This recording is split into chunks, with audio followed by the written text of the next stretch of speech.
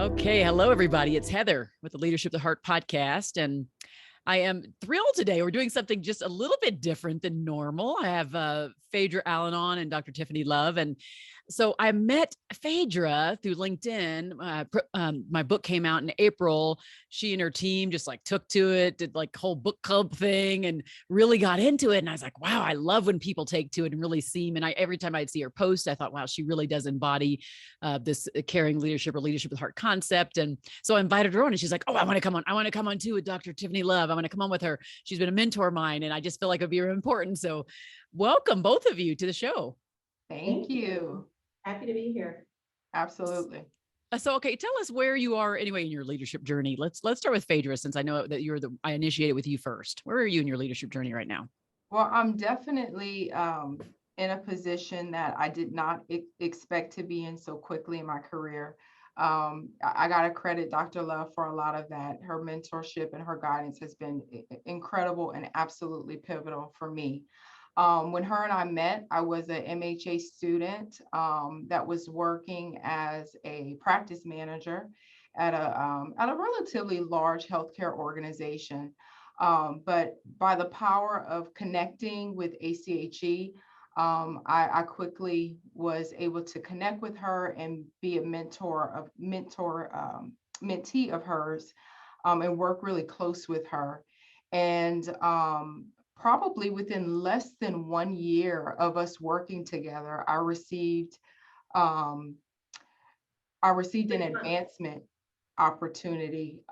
It was actually 6 months. I think it was less than that. Within 6 months of us working together, I got this really great opportunity to work at the organization where I am now, where I'm a practice administrator. So I jumped 2 levels higher than what we probably both thought.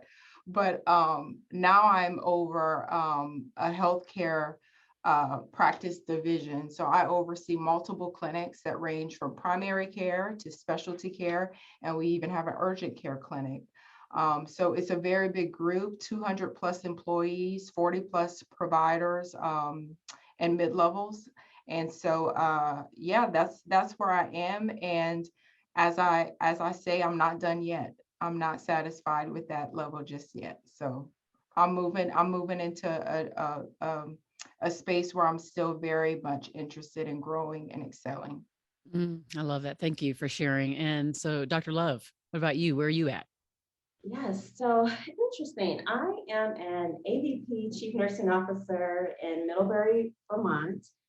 I'm responsible for a 25-bed critical access hospital, a 98-bed skilled nursing facility, and about 7 clinics. And I also actually just launched a business, which was not my plan, but because career coaching is so important and I've had an impact on so many lives, I decided I really wanted to focus on developing diverse leaders. And I went through the process of creating a foundation, which is called Love Leadership Foundation.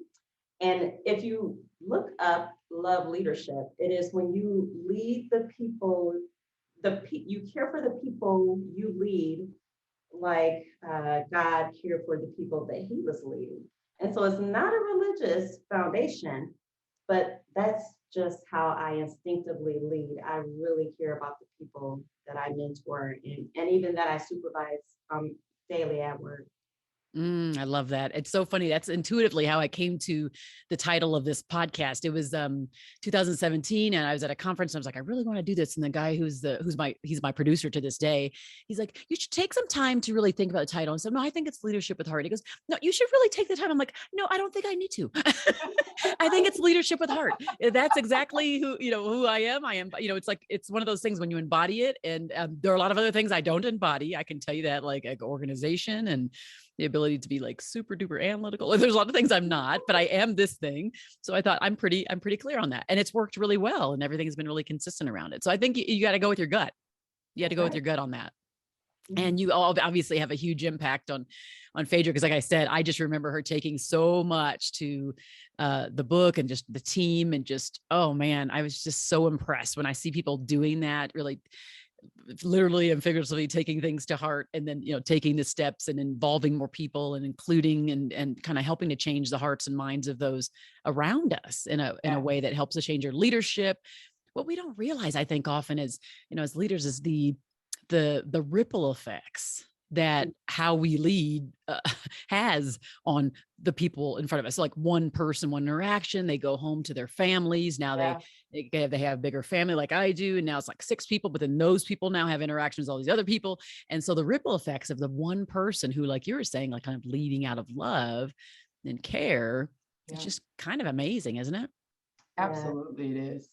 It absolutely is. And I think you made a really great point in kind of highlighting that ripple effect.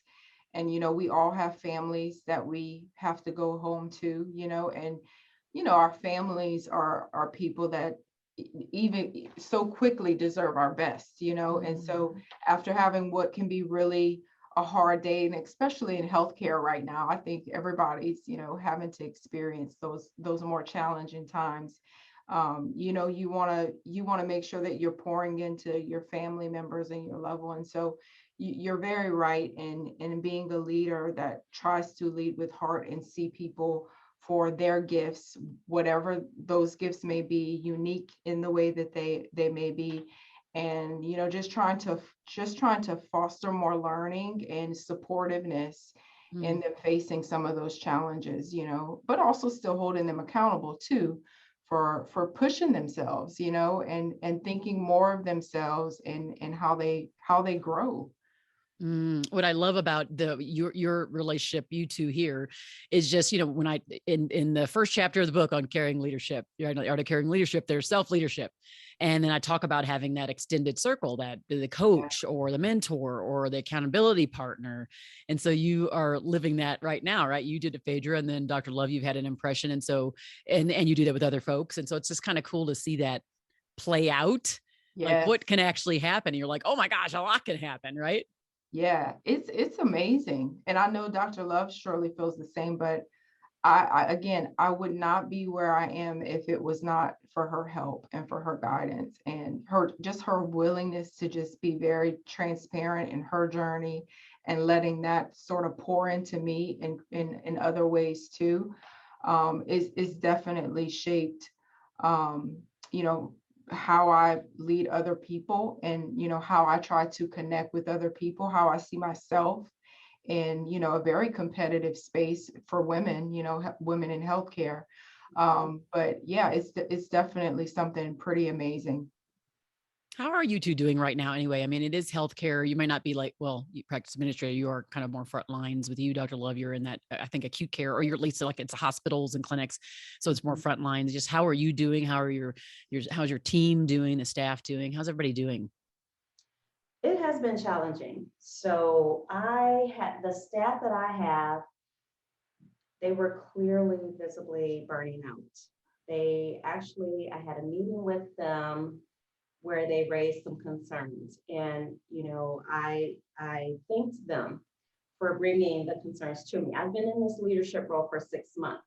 And some of the things that they brought to me, I had already anticipated the day would come where we would have this conversation and I would need to address them. And I will tell you that I really care about the people that I lead, and I have built that relationship with them of trust. And so when they brought me that list, basically, of the things that they needed to change for them to be able to come to work every day and continue to lead an organization that is, fighting a pandemic and is facing volumes of patients never seen before, and how the amount of hours worked was impacting their marriages, their families were starting to plan events without them. And I thank them for bringing me their concerns and giving me the opportunity to fix it. And so I'm finally at that point where I've addressed almost every single concern. And it just feels so good for them to say, thank you. Thank you for caring. No one has done this for us for the last 15 years. Um, And it just makes me feel so good to know that I'm having such a big impact on them. And I model the leadership I want to see in them. And I've seen some of them grow tremendously to the point where my team, my C-suite team, talks over and over again, complimenting them about how their leadership is so strong now. And so a lot of that is modeling what I need to see from them. Yeah, that's so key, isn't it? Because we kind of think people aren't watching, but they're watching us all the time. Oh yeah. And so we have to be super intentional about what we show them. And I say super intentional because I don't want people to be going away thinking that we need to be manipulative, Right. or that we need to hide hide everything and make ourselves look perfect or whatever that is, right? That's not what I mean. I know you know that, Faydra, after reading the book and just all of the times we've had interactions. But I think it is something to be said that we have to be, as leaders, it's not for the faint of heart. It's a huge responsibility. People are watching. They're watching whether you have a title or not. So FYI, for those who may be like, oh, I actually don't have a title. I don't have a manager title, but I'm really listening because I'm interested in maybe being a manager later, whatever it is, whoever's listening now. Just know that everybody's always watching, period. Which is why you have there are people who kind of are really having a hard time with that in their own social, and they're doing all these things, right? But I think the key is to be intentional about showing them the best side of you, but at the same time being vulnerable and selectively vulnerable enough to say, this might not be my best side, or this might not be my best moment, but I feel like I still need to share it with you. That's the only way I can really endear you to me in the way that I want, because that's what I'm in it is for that connection. And I think, so having those kind of conversations and just putting it out there, I think in that way is important too. What do you both feel about that? Just that idea of kind of the balance between being selectively vulnerable and showing your best self to your people. Either one of you can I go. would definitely say, it is a balancing act. And I have a little bit of a different experience than Dr. Love is having. I have a great team, but they take a lot on their shoulders. They don't always bring up that I'm burnout, I need help. And then there's times where, we have a few people that will sort of voice that and sort of share that. So, having that level of vulnerability, making sure that you're doing those routine check-ins, and just on a random day, just saying, I'm thinking about you. I know today you got 29 patients to see and you're down one nurse, but I'm thinking about you and I'm here to support you if you need that. But you're definitely right that, every leader has to have that quality of being vulnerable and selective, like you said, but being able to share your truth, being able to say, I've had bad days too, and I've said things at times that, I definitely didn't want to say or felt like they were like me to say. But these are challenging times, and we'll get through it together, and we'll collaborate and work together. So yes, it's definitely a balancing act, but it's definitely a sure way to get buy-in from your team when they are struggling, for them to know that you see them and that you're not turning a blind eye to their struggle, so, and that's really what makes people want to work hard for you, when you can have that level of sincerity and care, all at the same time, so I think that's really, really important. Love it. For Dr. Love. me, I am usually in a situation where people feel intimidated by me just because of all of my education and my years of experience in leadership. And so I often have to show that vulnerable side and to show them that I'm human and to show them that I know they're human too. I expect that we all make mistakes. I don't expect them to show up perfect every day. And I just let them know that I'm here to support them with their decision making, with their whatever it is that they need, even if it's emotional support. And I have found that when I do that, that builds that authentic relationship and they see me as an authentic leader. I love that so much. Yeah. And I think that's the key. And it is, you bring up a good point. I mean, I think even particularly if as a woman of color in a leadership role, that the level of intimidation, it's not purposeful. It just might be the way it is, particularly if we have education and we carry ourselves with confidence. And that's really not our issue, by the way, to figure out. That's someone else's issue. we have to be who we're going to be. There is a level of a sensing where people are coming from and trying to meet them where they're at in their shoes in the moment if we want to get anything done. So there's an interesting, we I think as women of color are in a real unique position, because if we do want to achieve and get things accomplished and get through to people, there is a certain level of, we have to have a huge amount of self-awareness and a huge amount of social intelligence about what's happening around us and how people are receiving our messages and our positioning. And we do have to ebb and flow out of our professionalism, out of our desire, like who we are, like we're driven. And I heard you say, Faydra, like, I am not done. Like I am so not, you know, yeah. And that is for a lot of people is already intimidating, period, who you are, period. But right. Because of all the biases that are underneath the surface, it's even more complicated for us as driven women. So I don't know. Tell me, have you seen any of that, or do you feel that's at play at all in some of the things and challenges that you have? All the time. You know, I can agree with Dr. Love that some people can probably be intimidated, you know, by me. I don't think it's because of, you know, tons of education or things like that, but I think just the way I carry myself, you know, and I try to present myself the same way every single day. So I'm always polished. I'm always going to look together. I'm always going to think about the things before I say them. I'm always going to say them tactfully and professionally. So I think that can be off-putting, you know, when you've been in an environment for, you know, a certain amount of time, people expect that thick, beautiful coat to like come down a little bit and you kind of be regular and fit in. And I've never really learned that skill at 100%, you know, so I still try to present myself the same way I did in my interview, and just being very, very pure and committed to being, you know, the epitome of professional. And I think, like you said, that can make people a little bit uncomfortable, because then you become a little bit harder to read. You can become a little bit harder to connect with, especially if there's been a lot of time, you know, and people are trying to get you to maybe share personal things, and that's not your style, you know. So it is definitely a balancing act.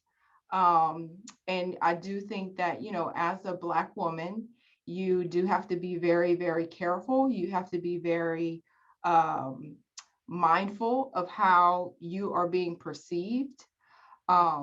And you have to know how to make the adjustment depending on your audience, you know, or depending on the person that you're sitting with or you're coaching or counseling, because you never want to be misunderstood, or you never have to want to, you know, advocate for what you were really thinking in that moment or what you were really trying to get to. So it's just very, very important to be very clear, I guess, is the best way to put that. For me, it has shown up in some interesting ways. I have had times where I've had bosses to ask me to dress more casual, and some very interesting requests that I am who I am. Like Faydra said, the person that you interviewed that was sitting at the head of the table that said, in 5 years, I will be a CEO. That's who I am. I have confidence and I shouldn't have to hide it from anyone, but I'm a very humble leader. I'm a very caring leader, and I focus on developing others. And so the one thing that has happened in my past is that sometimes people try to change you so that they feel more comfortable. And that's just not something I'm willing to do. I think with the pandemic and the murder of George Floyd, I have lost my filter and I've lost my tolerance for someone trying to make me who they want me to be. This is who I am. And like Faydra said, I show up like this every day. And so it's really important when you're interviewing for that job to make sure people know who you are, what they're getting, so that you don't have to worry about them trying to get you to change down the road.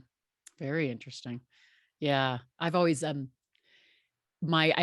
like to look at Strengthsfinder. I have I don't know if you know what the Gallup Strengthsfinder is, but Mhm. I have empathy, relator, woo, developer, and communication, all of my top 5 strengths. So for me, I have like my law degree and have all these things. My son calls me this like superwoman, and he knows I hate it. And he says, "Oh, well, you have all these titles and you have all the things that like everybody wants. Like you have all these titles." And I'm like, "Well, yeah, but I'm going nuts over it. I mean, it's not like I'm like some perfect specimen or like everything just comes easily, right?" But the law thing and all that. So for me, the empathy and relator parts of me make me want to uh, put that on the down low more. So like, I don't want to go like, and yes, and there's like 25 initials and there's all these things, because in my mind, that separates me from the people I'm trying to connect with. That's just how my personality, it's who I am. So I'm always like, how do I relate? How do I connect? And connection to me is reducing the fluff. So even like speaking at a certain level, speaking lawyerly, for example, I'm like, I hear myself saying that again, or I hear myself talking that way. That might like not be relatable. So I need to not do that. And then my husband's like, well, you don't want to dumb it down. I'm like, well, I don't want to hate that. I hate that saying, but I get what he's talking about, but I'm like, but that's the thing I value. I value connection. Yeah. So because I value connection, I'm going to do whatever I have to do to relate and to empathize and to connect with the people that are around me. So sometimes that does mean, Dr. Love, that I actually don't fully spread my wings, because I can, be a dominant person. There's no doubt I can be a person who's like, ooh. So I just kind of go, okay, I'm going to say things when I think I can add value. I may Mhm. not speak again. I may not speak if I think there's nothing additional to add. But then there are other people, like I do some coaching. It's not my main thing, but there are some corporate clients that I'll coach some of the executives, and so they'll say, I want to go, move up, or I want to, do this thing, whatever, to the executive team. And I'm like, I might not be the best person to coach you on that, because I'm great with relationships and how do you connect, and the relationships and overcoming conflict and all of those things. But if it relates to like, how do I really spread my wings and become like bigger? And it's like, maybe Dr. Love is the best one for you. That wouldn't be me. It's really interesting you say that, and I think again this goes back to awareness. So I know how much people look up to my opinion and want to hear what my thoughts are. So I will intentionally go around the room to all of my leaders, and I will let them speak first, and then I speak last.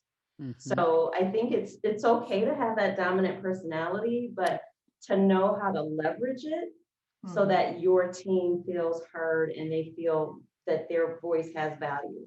Yes, that's great. That's beautiful. Yeah, I probably should have had you in my book too.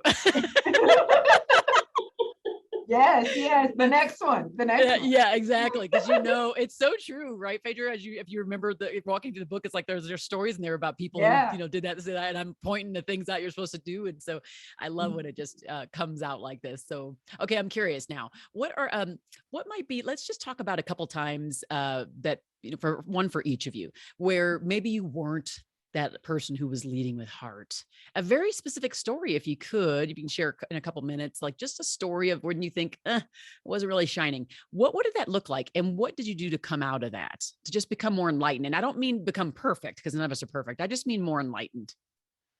I'll start with that. So I can definitely remember a time where I wasn't leading with heart.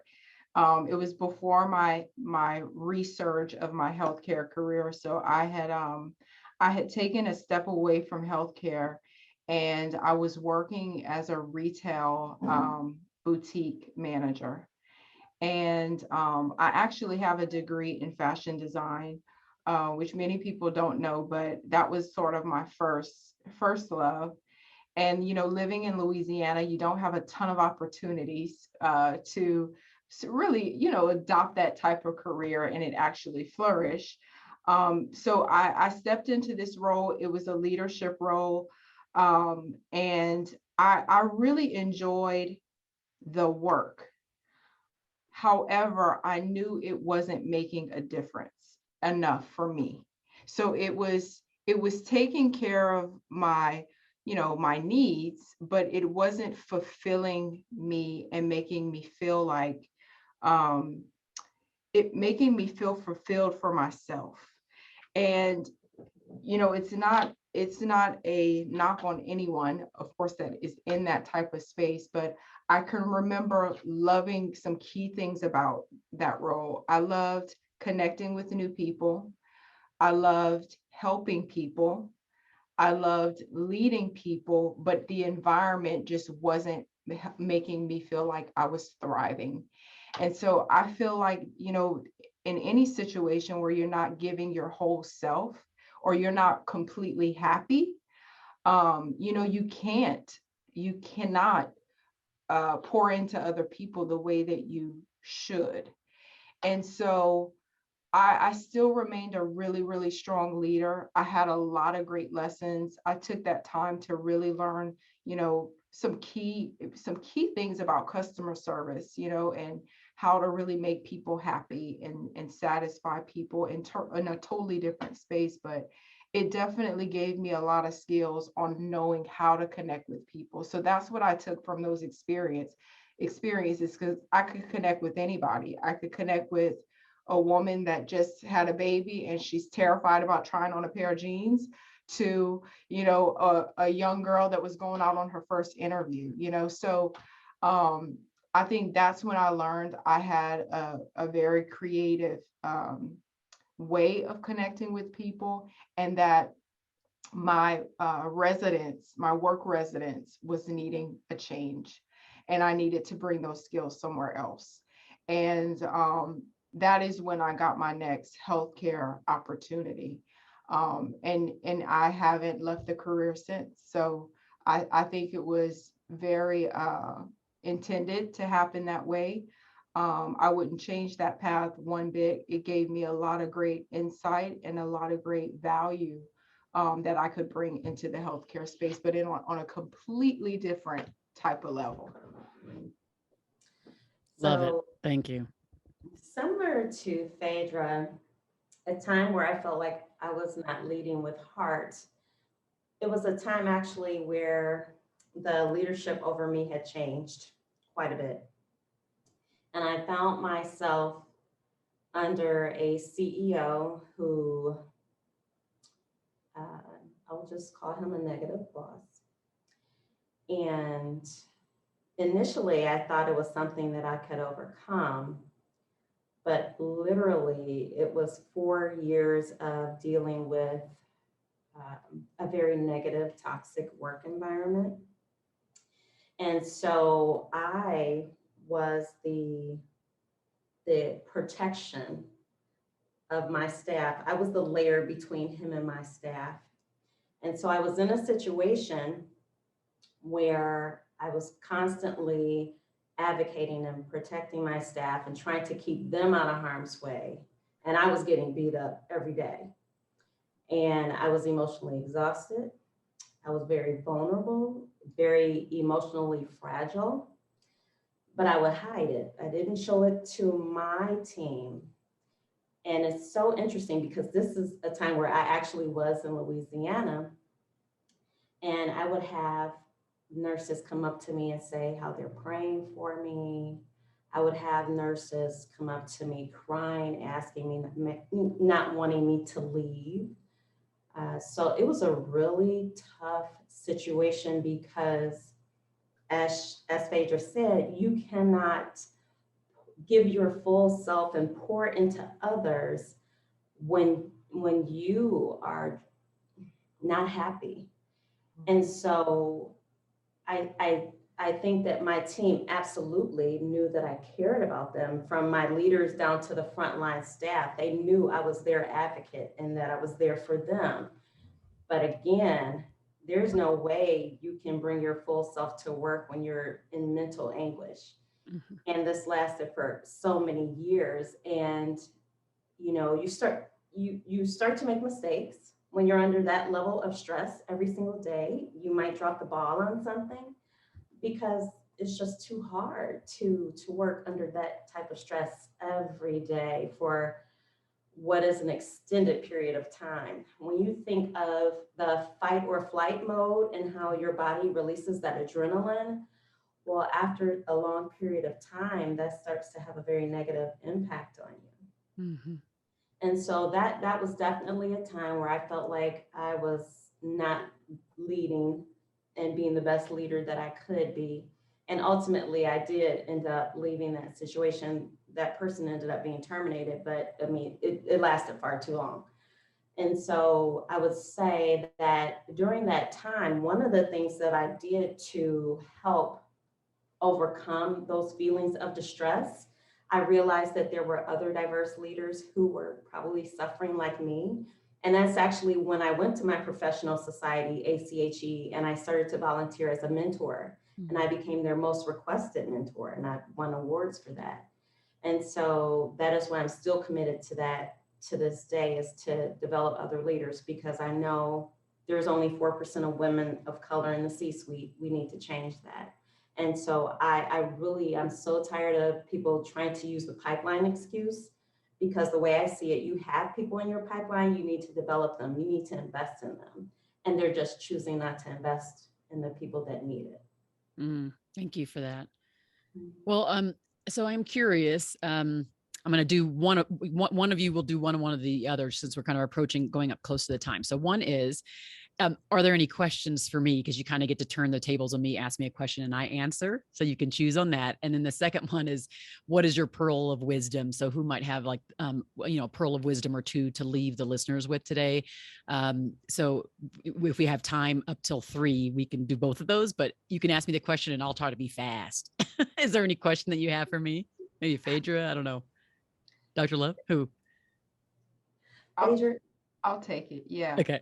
You know, I was very inspired by your book, as you know, and as you went on this journey of developing the content and meeting with all of these leaders, what do you think is the best advice any of those leaders ever provided during your research?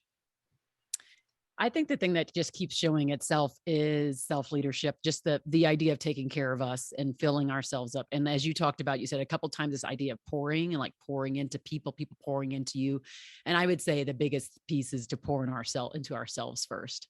Somebody had given me a metaphor before on a cup and a saucer, like a teacup and a saucer, and that we continue to pour into the cup, and then it overflows onto the saucer. And it's our job as a leader to give from the overflow and not from inside the cup.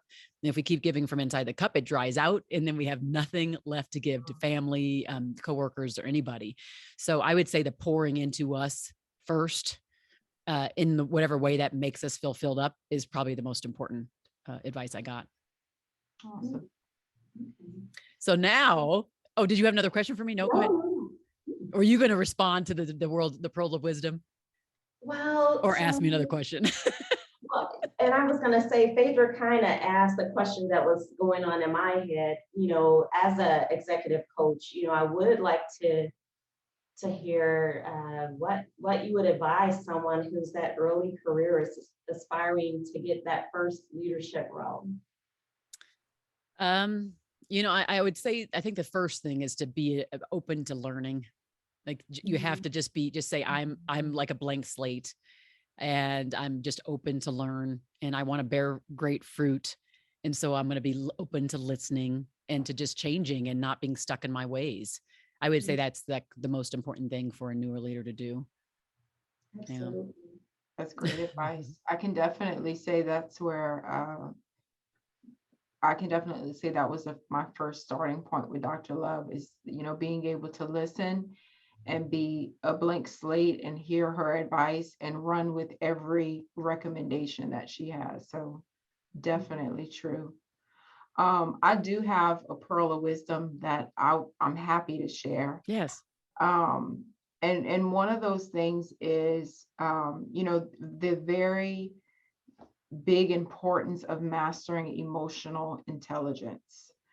I think that is a skill that you just have to continue to master and master more and more every day, because life will present different challenges every day, different circumstances, and we can't help personal biases that we have, but we do have to make the adjustment, and being able to make really smart choices with our words and the things that we recommend or the things that we even tolerate. And, you know, with so many matters that are elevated in sensitivity in our culture and our environment, that is definitely a skill that people have to nurture and continue to evolve over time. So if I had to give anyone advice, is don't lead with your emotions and be a master at mastering emotional intelligence for sure. Thank you. What about you, Dr. Love? So my advice is to always invest in your own career development. Mhm. A lot of people look to their employer to provide education and training. And so I look at it as you being the CEO of you. You need to invest in your career. You should not be relying on anyone else to do that for you. And so every year, I choose different educational offerings that I think will help develop another skill set that I will need to continue to just grow, just develop my skills, continue to grow. I feel like I'm a forever learner. And so there's always going to be a class that I want to take, a new skill I want to learn, regardless of how many years I spend in the executive suite. I am always looking to learn and to do more. And so that is one thing that I advise my mentees is that they really have to identify continuing education every year that will give you the edge over that other candidate. Beautiful. Oh my gosh, you guys are amazing. I could literally sit on here with you ladies for hours, I'm sure, talking about this. I told you we'd be good, Heather. Yeah, I know so much. I'll probably have to come have you on a live show or bring you just, there's so many opportunities to interact. We have so much content and so many forums. So I think this will not be the last time that you are included in some form of something that I'm working on. So just a heads up on that. So for those who are listening right now, if you have really gotten a lot out of this conversation, please do share it far and wide.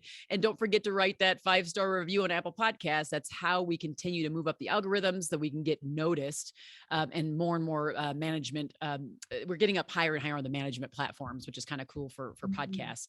But we continue to need people to share and continue to need people to do the ratings. So don't forget to do that. And again, like I said, just take it all in. And it's the little things that make all the difference. But thank you so much, Dr. Love and Faydra. It's been just as I'm happy we did this. Thanks for recommending it.